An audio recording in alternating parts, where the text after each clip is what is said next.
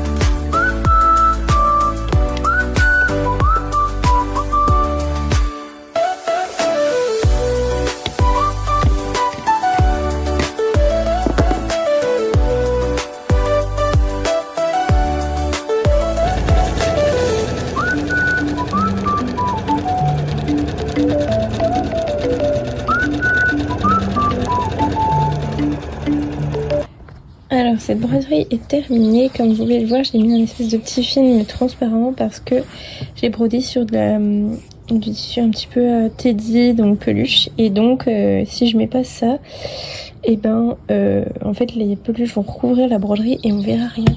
Donc là je vais devoir retirer du coup ce petit film transparent. Voilà.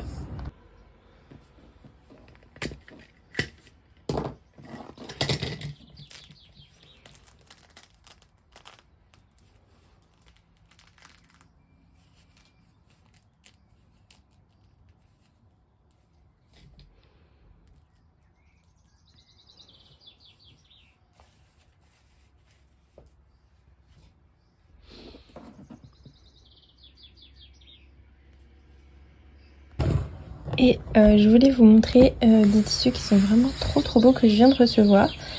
Donc qui sont très peps et j'adore du coup le rendu. Donc voilà celui-ci.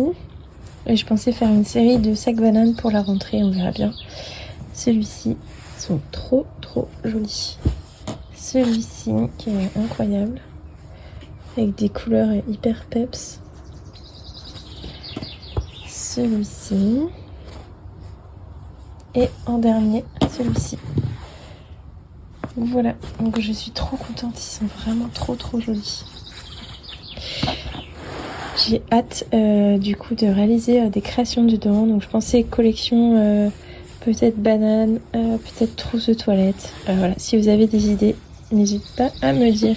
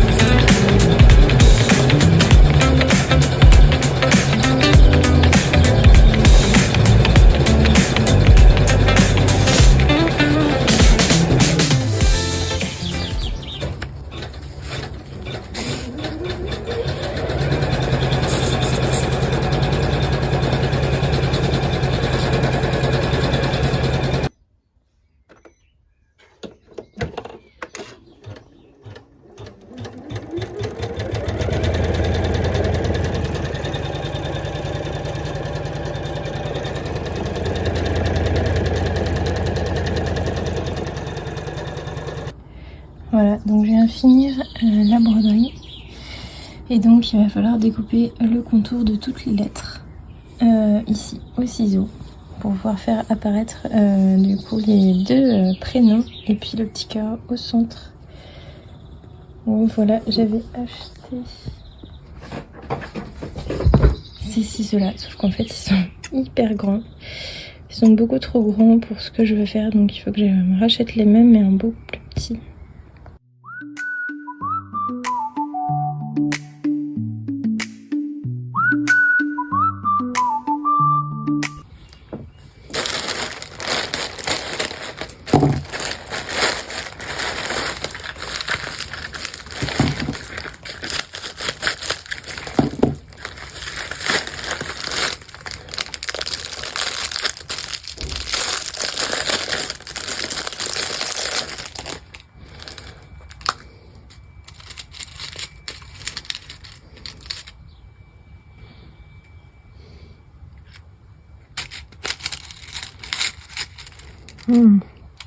Donc là c'est des petites épingles qui vont me permettre d'attacher les tissus, je vais vous montrer.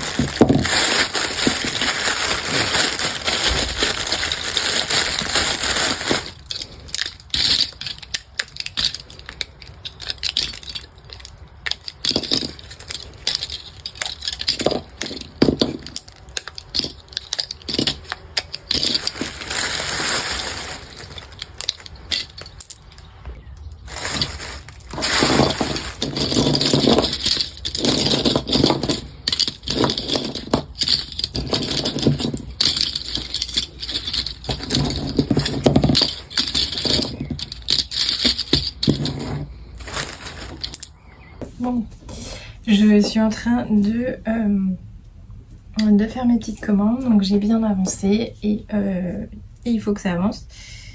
D'ailleurs ma cliente, donc celle qui a commandé pour plus de 800 € m'a demandé si les sacs à langer étaient prêts pour la semaine prochaine parce qu'elle va préparer ses sacs pour la maternité et je n'ai pas encore terminé, il me reste encore pas mal de travail à faire. Et donc je lui ai dit que j'avançais au maximum. Donc sachant que le délai qui était affiché sur sa commande c'était le 30 juin. Donc voilà, donc j'ai quand même encore un peu de temps. Et j'aurais bien aimé lui envoyer ses sacs à temps pour la maternité. Mais malheureusement avec la quantité de commandes que j'ai, bien je vais respecter les délais. Mais en tout cas je pourrais certainement pas lui envoyer la semaine prochaine. Mais ça me met quand même un petit coup de speed et de pression pour pouvoir avancer voilà, le plus rapidement possible. Sachant que là on est à la fin de l'année et qu'il y a aussi plein de choses au niveau personnel, il n'y a pas que des choses au niveau professionnel. Donc voilà, j'essaie d'avancer au plus vite.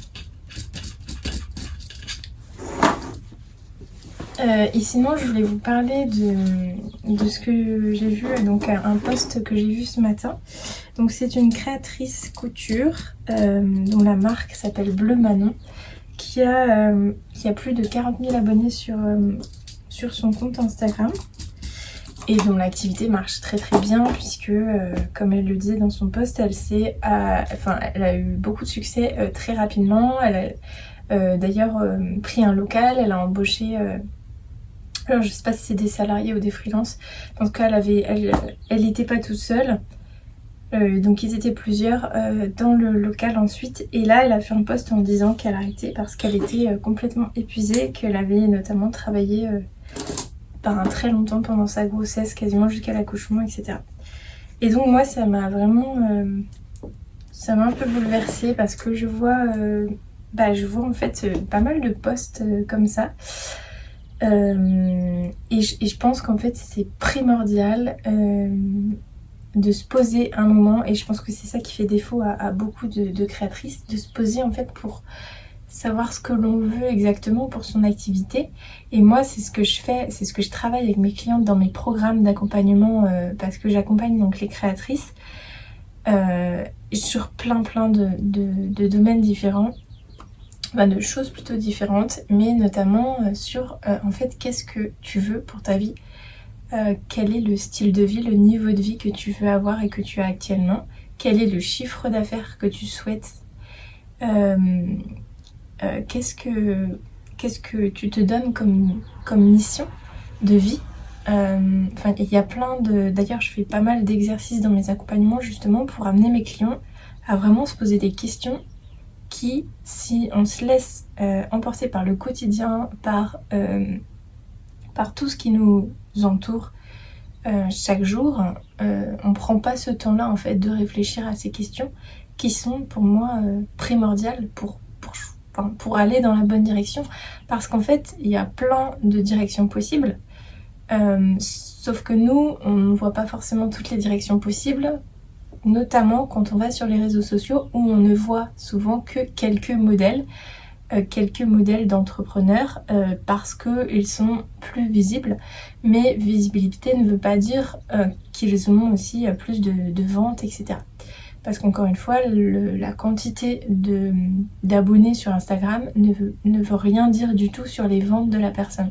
Je connais des créatrices et des influenceuses qui ont des milliers et des milliers d'abonnés, mais qui n'ont pas du tout réussi à vendre en fait et à créer une marque qui soit rentable et qui soit marquante.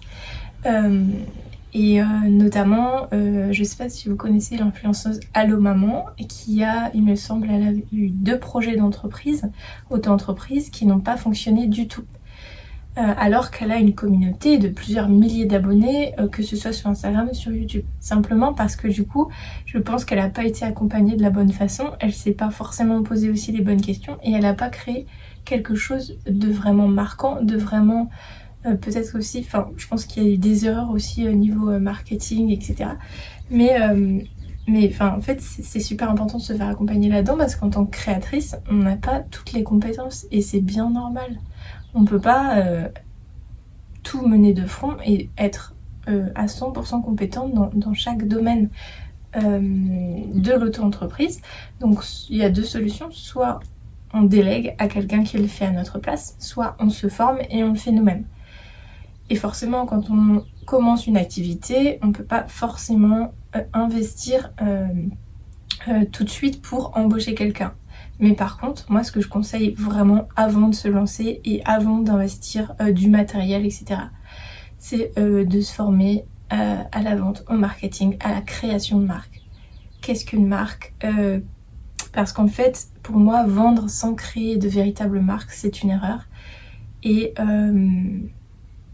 si, encore une fois, tout dépend des objectifs que l'on se fixe, mais si vraiment vous voulez créer une marque qui dure en fait, qui soit intemporelle, qui dure dans le temps, qui soit forte, qui ait vraiment un univers, une ambiance, une histoire, etc. Ça, il faut le travailler. Donc tout ça pour vous dire que c'est important de réfléchir à ça, et notamment donc le fait de savoir si on reste en auto-entreprise ou si on veut évoluer en société. Et ça, c'est se poser les questions sur quel est le modèle d'entreprise que l'on souhaite pour soi-même. Et donc ça rejoint les questions au niveau du chiffre d'affaires que l'on souhaite, etc. Et du rythme de vie, etc. Et aussi du style du métier en fait que l'on veut faire, parce que quand on doit gérer une équipe de plusieurs salariés ou freelance vs quand on est seul dans son atelier, eh bien c'est pas du tout la même chose, ça demande pas les mêmes compétences, ça nécessite pas les mêmes responsabilités, il n'y a pas la même pression aussi sur les épaules, il n'y a pas le même chiffre d'affaires non plus. Donc vraiment, c'est se questionner sur quel est le modèle qui me conviendrait le mieux, qui conviendrait à mon rythme de vie, qui conviendrait à mes loisirs, à mes activités. Est-ce que j'ai des enfants ? Combien de temps je veux passer avec eux ? Combien de temps je veux passer à m'occuper de moi, à me faire avoir du temps pour moi, etc.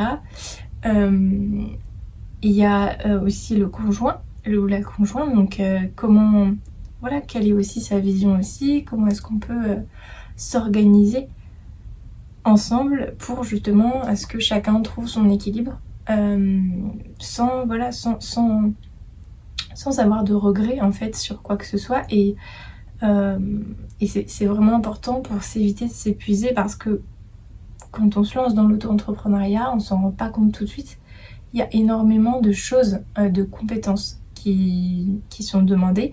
Et du coup, on doit se former un petit peu sur tout, ce qui prend du temps et ce qui nous amène des fois à être un petit peu débordés. Donc je pense que c'est important de prendre le temps aussi. Et c'est pour ça que moi, je conseille souvent à mes clientes d'avoir une activité à côté au début pour ne pas avoir cette charge mentale, cette pression financière de se dire mince, si j'ai quitté mon boulot, si ça marche pas, et ben il va falloir que enfin je sais pas comment je vais payer les factures, etc.